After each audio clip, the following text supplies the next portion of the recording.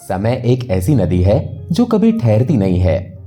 इसके प्रवाह में सुख और दुख की लहरें उठती और गिरती रहती हैं। कहते हैं कि संपत्ति और विपत्ति कभी स्थिर नहीं रहते। ये जीवन का शाश्वत नियम है। जिस प्रकार दिन के बाद रात और रात के बाद सवेरा होना निश्चित है, उसी प्रकार मनुष्य के जीवन में भी परिस्थितियों का बदलना तय है। परंतु जब विपत्ति की काली रात घनी हो जाती है तो मनुष्य का धैर्य टूटने लगता है। उसे एक प्रकाश की किरण चाहिए होती है, एक ऐसा संबल जो उसे उस अंधेरे से बाहर निकाल सके। यह कथा उसी अंधेरे और प्रकाश के मिलन की है। यह घटना उस पावन भूमि की है जिसे दुनिया श्री धाम वृंदावन के नाम से जानती है। वो भूमि जहां की रज में भी प्रेम और भक्ति की सुगंध है, जहां यमुना का हर कण कृष्ण प्रेम में बहता है और जहां की गलियों में आज भी बांके बिहारी जी के नुपुरों की ध्वनि सुनाई देती है, यदि सुनने वाले के कान और हृदय पवित्र हों। यह कहानी लगभग 10-12 वर्ष पुरानी है, लेकिन इसका संदेश सदियों तक गूंजने वाला है। यह कहानी है श्री जगदीश जी और उनके एक ऐसे मित्र की जो धर्म से ईसाई थे, लेकिन जिनका हृदय अंततः उस परम शक्ति के प्रेम में रंग गया जो किसी भी धर्म की सीमाओं में नहीं बनती। वृंदावन की गलियां अपनी सक्रिय बनावट और पुराने मकानों के लिए प्रसिद्ध है। इन्हीं गलियों में श्री जगदीश जी का निवास था। जगदीश जी एक सरल, धर्मपरायण और मिलनसार व्यक्ति थे। वृंदावन में रहने के कारण उनके जीवन में ठाकुर जी के प्रति सहज अनुराग था। एक दिन उनके पड़ोस वाले मकान में हलचल हुई। पता चला कि कोई नया परिवार रहने आया है। छोटे शहरों और मोहल्लों की संस्कृति होती है कि नया पड़ोसी सिर्फ पड़ोसी नहीं बल्कि परिवार का हिस्सा बन जाता है। जगदीश जी ने देखा कि नए पड़ोसी एक मध्यम वर्गीय परिवार से हैं। घर के मुखिया एक सौम्य व्यक्ति थे जो सीएफसी विभाग में कार्यरत थे और उनका ट्रांसफर होकर वे वृंदावन आए थे। शुरुआत में केवल औपचारिक दुआ सलाम होती थी, लेकिन जैसा कि कहा जाता है, व्यवहार ही मित्रता की कुंजी है। धीरे धीरे बातचीत का सिलसिला बढ़ा। जगदीश जी को पता चला कि उनके नए पड़ोसी हिंदू नहीं बल्कि ईसाई धर्म को मानते हैं। वृंदावन जैसे धार्मिक हिंदू बाहुल्य क्षेत्र में एक ईसाई परिवार का बसना कोई बहुत सामान्य बात नहीं थी, लेकिन ब्रज की संस्कृति हमेशा से ही अतिथियों और आगंतुकों का स्वागत करने वाली रही है।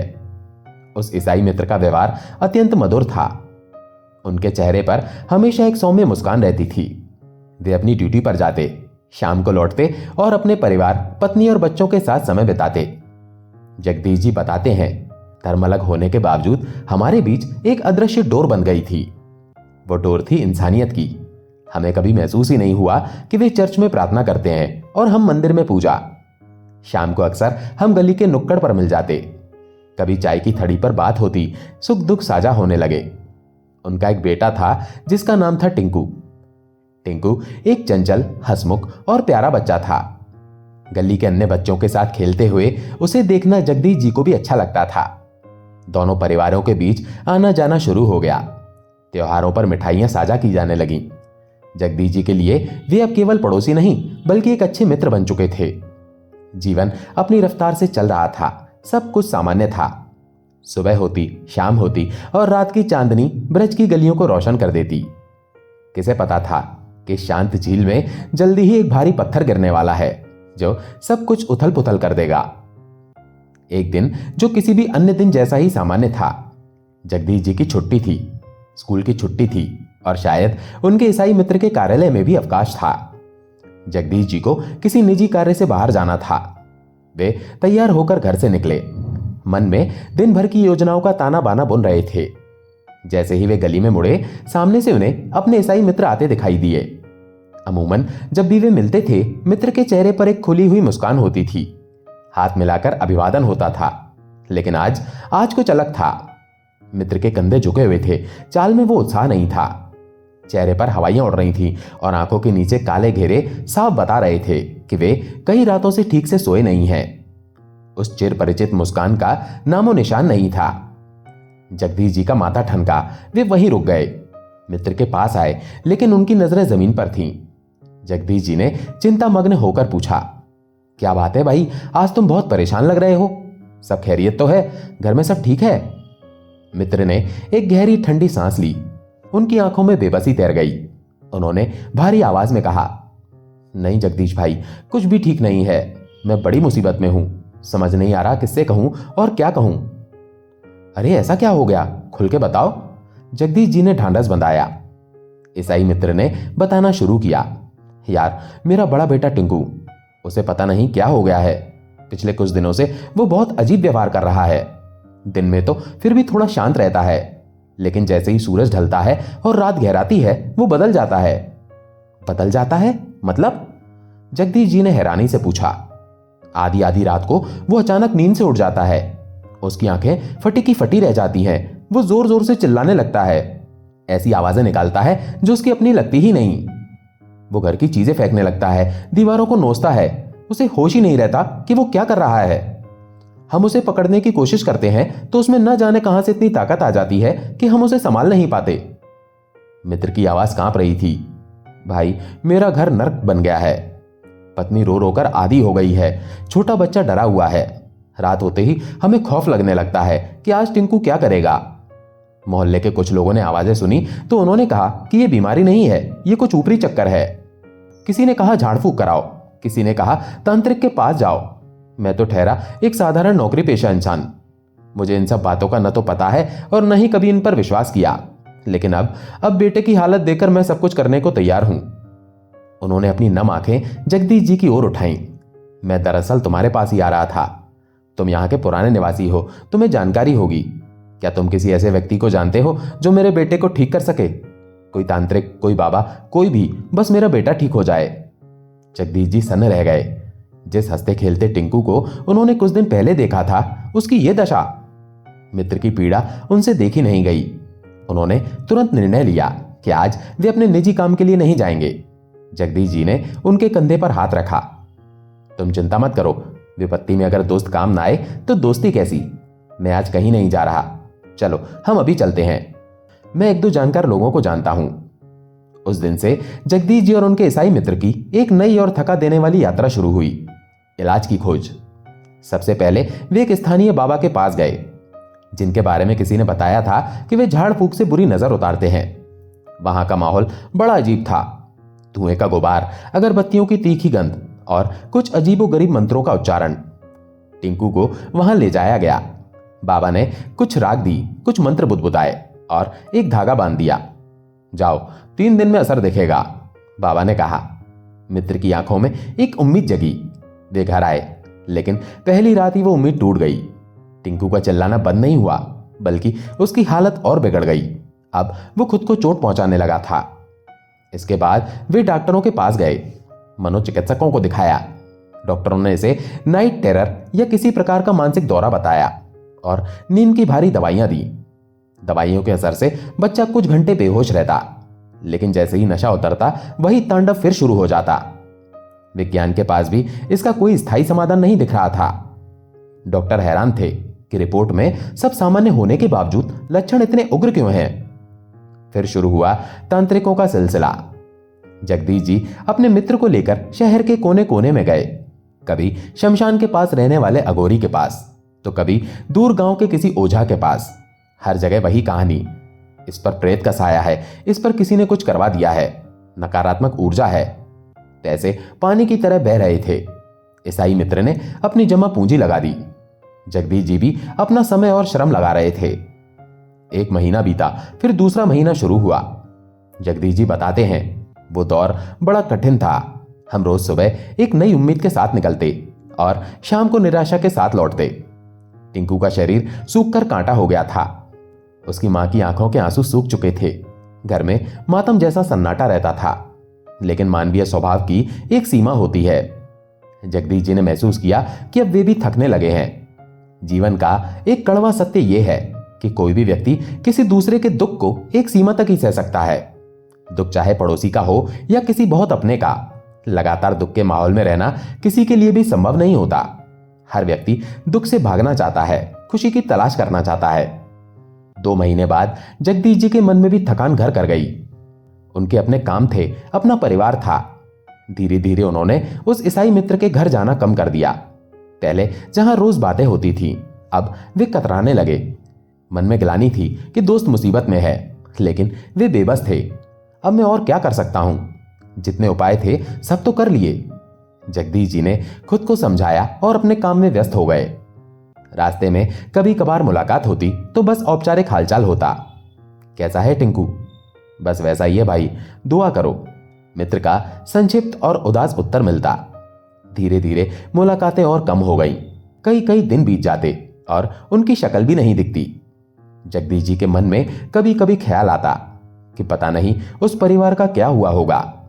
क्या वे लोग वृंदावन छोड़कर चले गए? क्या टिंकू ठीक हुआ या कोई अनहोनी हो गई? लेकिन अपनी व्यस्तताओं की आड़ में वे इन सवालों को दबा देते। इस घटना को लगभग 3-4 महीने बीत चुके थे। सर्दियां दस्तक दे रही थी। एक दोपहर जगदीश जी अपने घर के बाहर बैठे थे। तभी उन्होंने देखा कि गली के मोड़ से उनका वही ईसाई मित्र चला आ रहा है। लेकिन आज दृश्य कुछ और था। चाल में वही पुरानी स्फूर्ति थी, कंधे तने हुए थे और सबसे बड़ी बात, चेहरे पर वही पुरानी सौम्य और चमकदार मुस्कान वापस लौट आई थी। वो मुस्कान जिसे देखे महीनों हो गए थे। जगदीश जी आश्चर्य से उन्हें देखते रहे। मित्र सीधे उनके पास आए। उनके हाथ में एक मिठाई का डिब्बा था।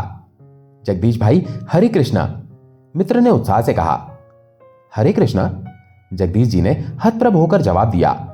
आज बड़े खुश लग रहे हो, और ये मिठाई किस लिए? मित्र ने डिब्बा खोला। उसमें वृंदावन के प्रसिद्ध पेड़े थे। उन्होंने एक पेड़ा जगदीश जी के हाथ में रखा और बोले, लो भाई, बांके बिहारी जी का प्रसाद खाओ। आज मंदिर गया था, दर्शन करके आ रहा हूं, सोचा तुम्हें भी प्रसाद देता चलूं। जगदीश जी के हाथ में पेड़ा था, लेकिन दिमाग में एक जबरदस्त झटका लगा। उन्होंने हैरानी से पूछा, क्या कहा? बांके बिहारी जी के दर्शन? लेकिन तुम तो क्रिश्चियन हो ना, ईसाई हो, तुम्हारा बांके बिहारी जी से क्या वास्ता? तुम तो चर्च जाते हो, यीशु को मानते हो, फिर ठाकुर जी के मंदिर क्यों गए और वहां से प्रसाद क्यों लाए? जगदीश जी के सवालों की झड़ी लग गई। उनके लिए यह बात हजम करना मुश्किल था कि एक कट्टर ईसाई जो कभी मंदिर की तरफ देखता भी नहीं था, वो आज प्रसाद बांट रहा है। ईसाई मित्र जोर से हंसा। उसकी आंखों में एक अजीब सी चमक थी, कृतज्ञता और भक्ति की चमक। उसने कहा, जगदीश भाई बैठो, आज तुम्हें एक ऐसी बात बताता हूं जिसने मेरी और मेरे परिवार की सोच बदल दी। मेरा टिंकू, मेरा बेटा अब बिल्कुल ठीक है। सच में? जगदीश जी उछल पड़े। कैसे? किस डॉक्टर ने ठीक किया, या किस बाबा का मंत्र काम आया? मित्र ने सिर हिलाया। न डॉक्टर, न बाबा, न तांत्रिक, उसे ठीक किया है तुम्हारे और अब मेरे बांके बिहारी जी ने। जगदीश जी की जिज्ञासा चरम पर थी। पूरी बात बताओ, हुआ क्या? मित्र ने अपनी कहानी शुरू की। जगदीश भाई, तुम्हें याद है जब तुम और मैं हर जगह भटक रहे थे और कहीं से कोई आराम नहीं मिल रहा था? तुम भी थक गए थे और सच कहूं मैं भी अंदर से टूट चुका था। मुझे लगने लगा था कि अब मेरा बेटा कभी ठीक नहीं होगा। उन्हीं दिनों की बात है। मेरी पत्नी घर का राशन का सामान लेने बाजार गई थी। उसका चेहरा हमेशा उतरा रहता था, आंखों में उदासी रहती थी। बाजार में उसे उसकी एक पुरानी परिचित महिला मिली। बातों बातों में उस महिला ने मेरी पत्नी से उदासी का कारण पूछा। मेरी पत्नी, जो अपना दुख किसी से भी साझा करने को आतुर थी, फूट फूट कर रो पड़ी।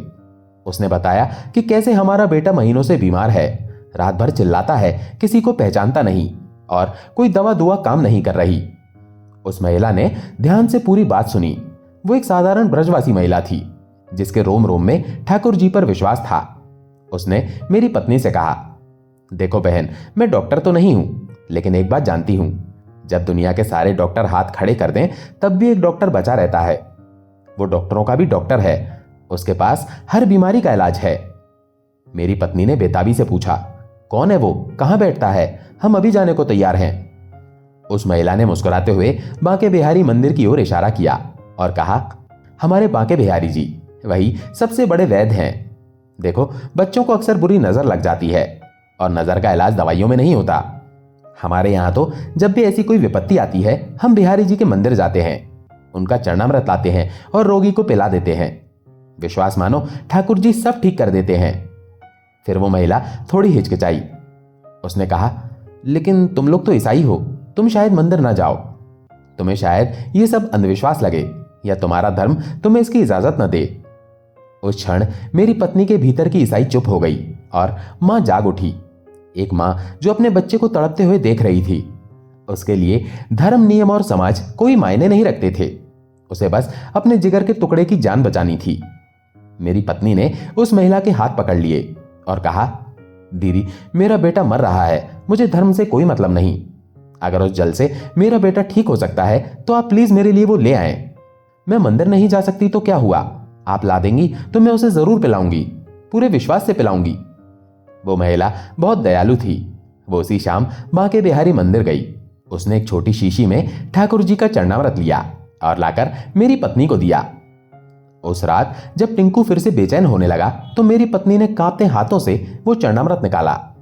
उसने मनी मन उस अज्ञात ईश्वर से प्रार्थना की जिसे वो जानती भी नहीं थी। हे बांके बिहारी, अगर आप सच में हैं तो मेरे बच्चे की रक्षा करें। उसने वो जल टिंकू के होठों से लगा दिया और जगदीश भाई, मित्र की आवाज भर्रा गई। वो चमत्कार हो गया जिसकी कल्पना भी हमने छोड़ दी थी।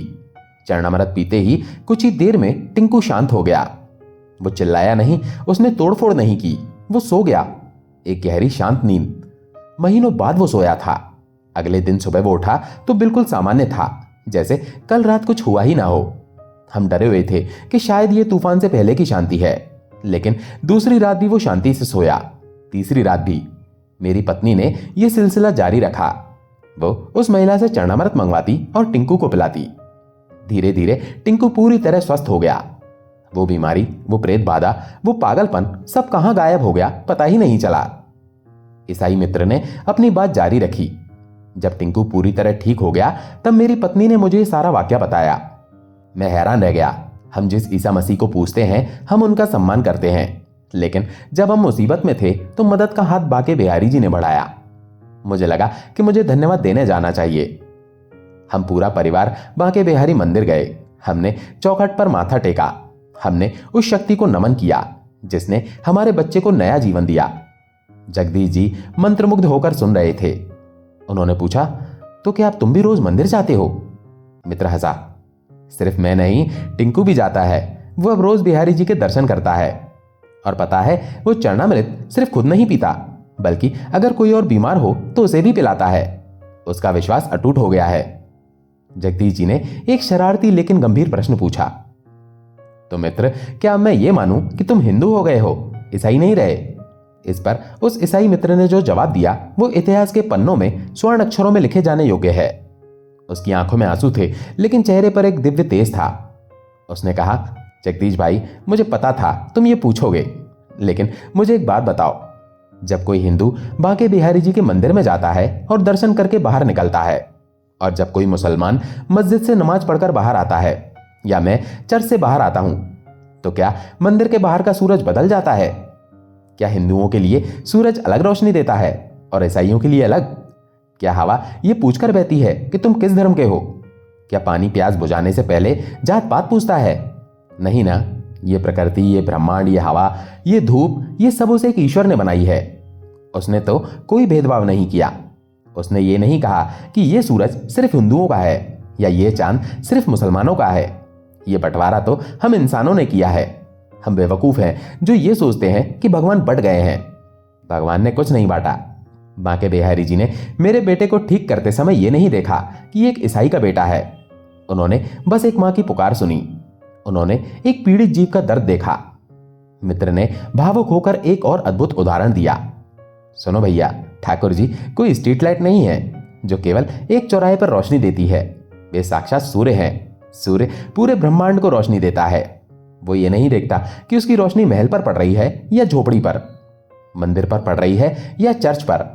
वो सबको समान रूप से प्रकाशित करता है। बिहारी जी वही सूर्य हैं। वे समस्त जगत के आधार हैं। जब वे भेदभाव नहीं करते तो हम और तुम भेद करने वाले कौन होते हैं? जगदीश जी सन्न रह गए। इतनी गहरी बात एक साधारण से दिखने वाले व्यक्ति ने आज उन्हें आध्यात्म का सबसे बड़ा पाठ पढ़ा दिया था। मित्र की आंखों से अब आंसू बहने लगे थे। उसका गला रुंध गया था। वो बार बार बस यही दोहरा रहा था, बिहारी जी सबके हैं, वो हम सबके हैं।